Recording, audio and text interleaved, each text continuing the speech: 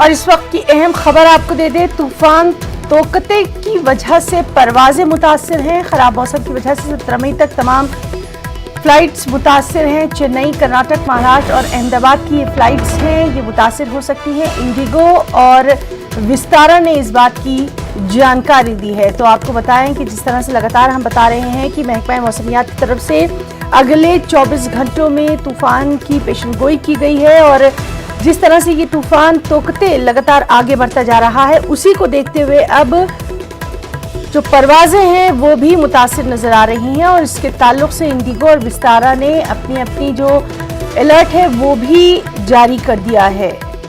चेन्नई, कर्नाटक, महाराष्ट्र, अहमदाबाद की फ्लाइट्स मुतासिर हो सकती हैं। तो लगातार जो तूफान तोकते हैं उसके हालात पर नजर बनी हुई है और आपको ये भी बता दें कि इस सिलसिले में आज पीएम नरेंद्र मोदी की भी अहम बैठक, अहम मीटिंग होने वाली है और जिस तरह से तमाम रियासतों में इसके लिए पहले से ही अलर्ट जारी कर दिया गया है, उसी को देखते हुए अब ये फ्लाइट्स भी मुतासिर नजर आ रही हैं।